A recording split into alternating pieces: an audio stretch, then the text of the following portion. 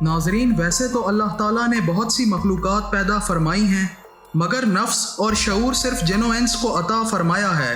اس لیے روز حشر حساب کتاب کا معاملہ بھی اللہ تعالیٰ ان دو مخلوقات سے ہی فرمائے گا۔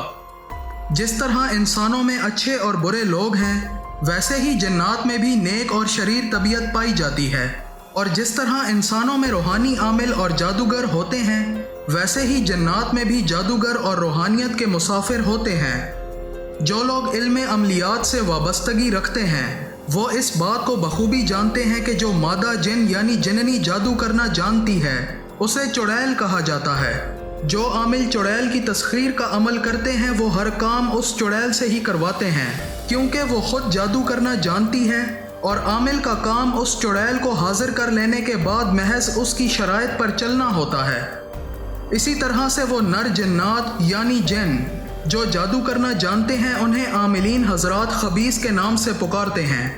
ناظرین، ہمیں جادوگر جنات کے حوالے سے کچھ مستند روایات بھی ملتی ہیں، جیسے کہ حضرت عمر رضی اللہ تعالیٰ عنہ کے سامنے غیلان جنات کا ذکر کیا گیا تو آپ رضی اللہ تعالیٰ عنہ نے فرمایا، کسی میں طاقت نہیں کہ وہ اللہ کی پیدا کردہ صورت کو تبدیل کر سکے، لیکن انسانوں کے جادوگروں کی طرح جنات کے بھی جادوگر ہوتے ہیں۔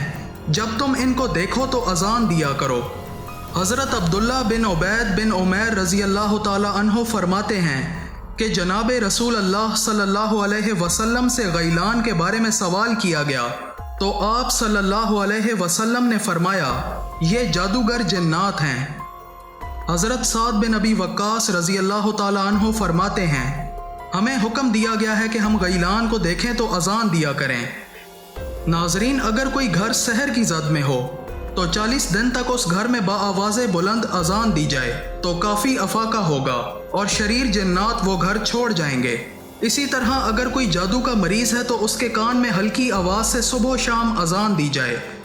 ناظرین، جادوگر اور شریر جنات کے شر سے محفوظ رہنے کے لیے صبح و شام کے اذکار کیے جائیں، جیسے کہ سورہ اخلاص، فلق اور ناس ہیں، اور یہ بات ذہن نشین رہے کہ صبح فجر کے وقت کیے گئے اذکار مغرب تک کا حصار ہیں، اور مغرب کے بعد کے اذکار صبح فجر تک کا حصار ہیں۔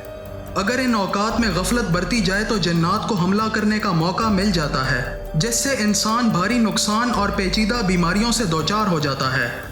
اللہ رب العزت تمام مسلمانوں کو اپنے حفظ و امان میں رکھے، آمین۔